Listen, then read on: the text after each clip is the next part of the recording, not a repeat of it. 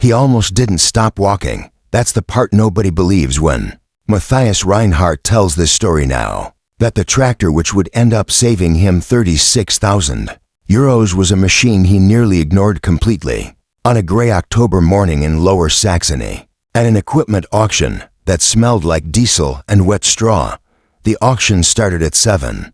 By 8:30, the serious buyers were already gone, checkbooks in their pockets, trailers loaded. What was left sat scattered across a muddy field on the edge of a small village near Velzen. Combines nobody wanted, a manure spreader with a bent axle, and at the very back row, alone, a new Holland T7.270 that looked like it had been left outside through 3 winters it didn't deserve.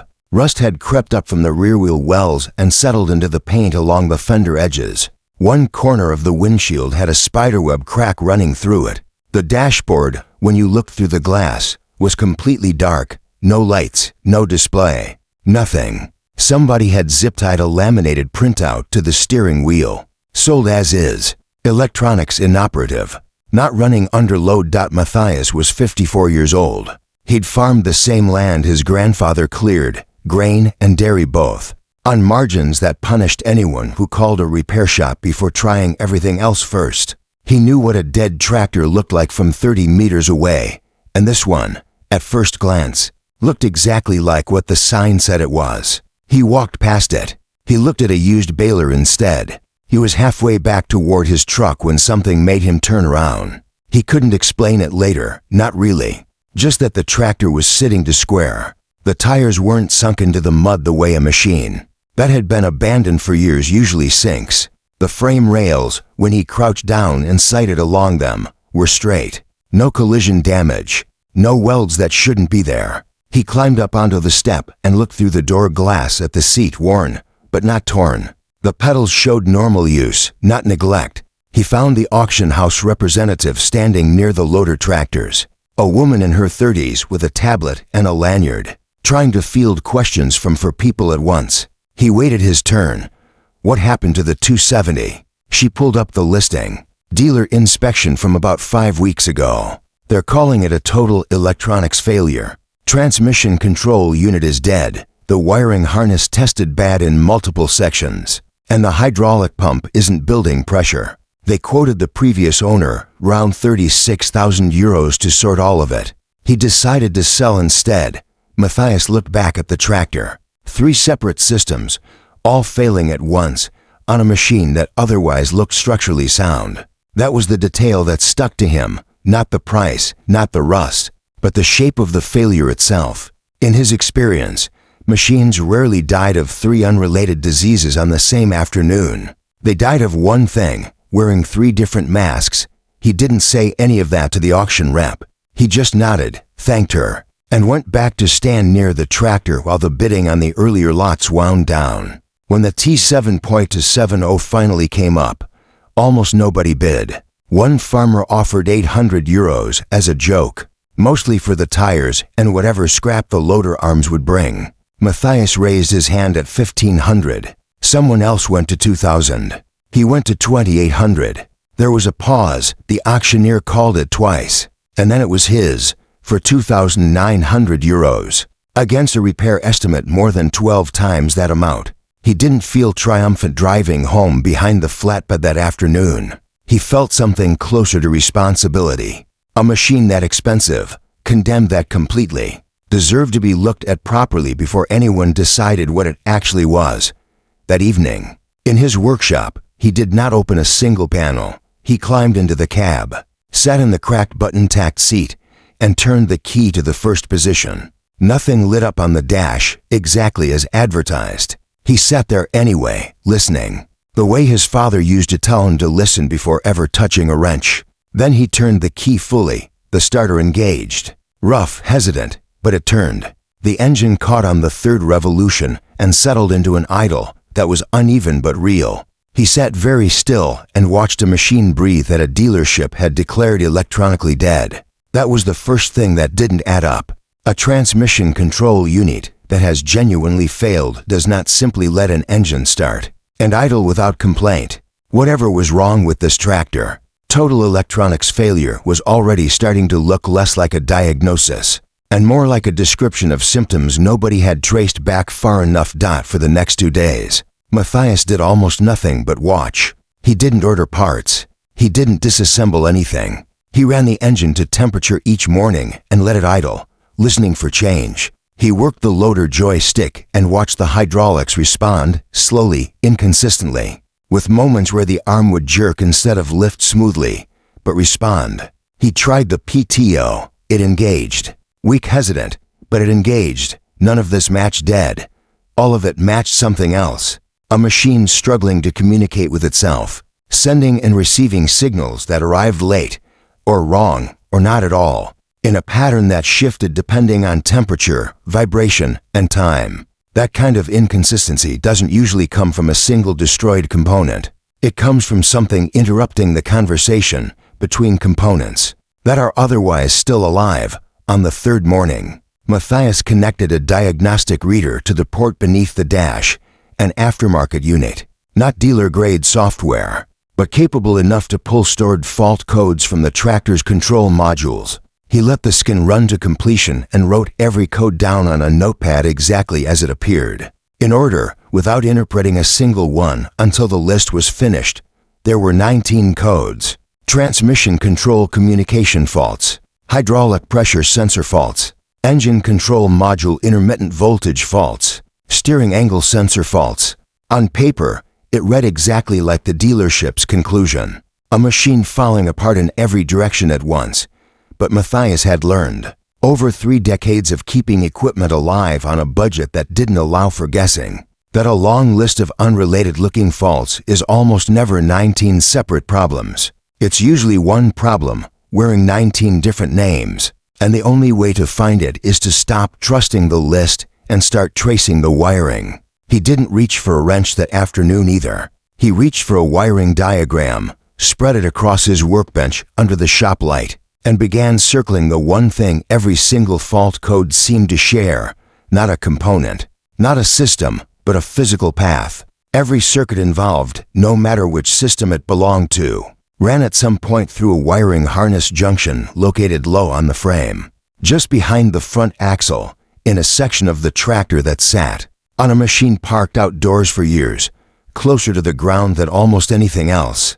He stood there for a long moment, looking at that section of the diagram, already suspecting what he was going to find when he finally got underneath the machine with a flashlight, and already suspecting that whatever it was, it hadn't started with the dealership, and it hadn't started this year. What Matthias found under that tractor the next morning would have ended most people's investigation on the spot, and it very nearly ended his. In the wrong direction, he was on his back on a creeper, flashlight in one hand, tracing the main harness where it crossed low behind the front axle, exactly where the wiring diagram had pointed him. The connector housing at that junction, a sealed multi-pin block that fed signals to 3 different control modules, was corroded almost shut. Not surface dust, not the fine gray film that collects on outdoor equipment over time. This was deep, greenish-white corrosion built up around each individual pin, the kind that only forms one way,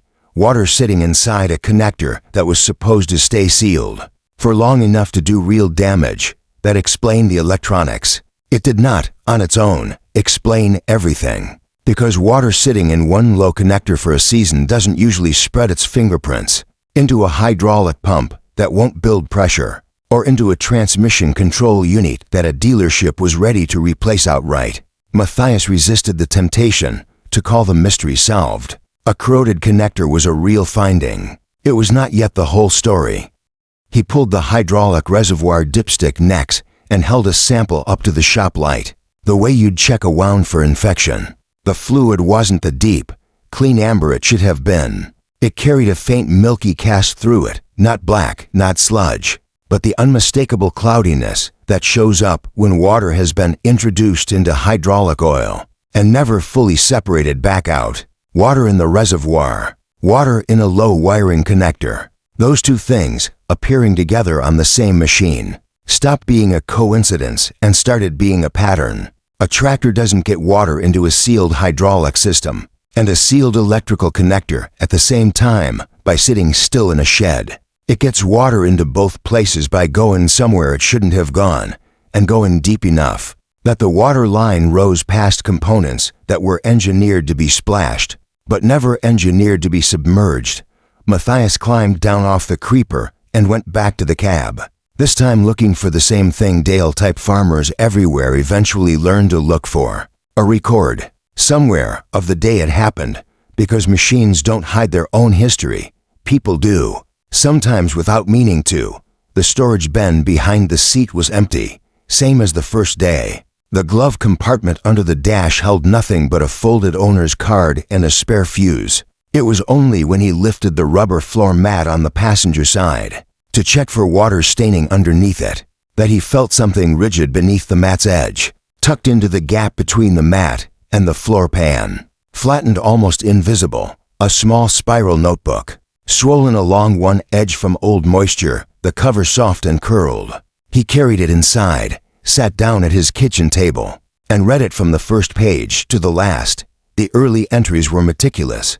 Oil changes logged to the hour. Filter part numbers written out in full. A note in 2018 about a hydraulic hose replaced preventively before it showed any sign of failure, simply because it had reached the interval the manual recommended. This was a machine that had been cared for by someone who understood what it was worth. Then, in August of a later year, the ink slightly different, the handwriting a little more rushed, a single entry that changed everything. Storm came fast during silage cutting. Had to get the machine across the low field crossing before the creek came up, or it would have been stuck out there overnight. Water came up higher than expected on the way across, over the axle for a few seconds. Made it through. Ran fine after. Checked oil, looked normal. Ran fine after. Checked oil, looked normal. For words that, on a summer evening years earlier, must have felt like the end of the story. They were, in fact, only the beginning of a different one. Water that rises briefly over a front axle during a fast crossing doesn't always announce itself immediately. Seals that were never designed to be submerged, even for a few seconds, can let a small amount of water past, not enough to show up in an oil check that afternoon, not enough to stall the engine, not even enough to trip a single warning light that same week. But water finds the lowest points in a system and stays there, in wiring junctions and reservoir bottoms, quietly working for months, sometimes years, long after the day itself has been forgotten. The notebook's later entries told that slower story. A note about the loader acting jumpy the following spring. A note about a warning light that came on and cleared itself and came on again. A visit to a local shop that replaced one sensor, cleared the codes, and sent the tractor back to work, treating a symptom instead of a cause, because nobody connected an intermittent light 8 months later to a creek crossing from the previous summer. The final entry, dated the following winter, was short: trading it in.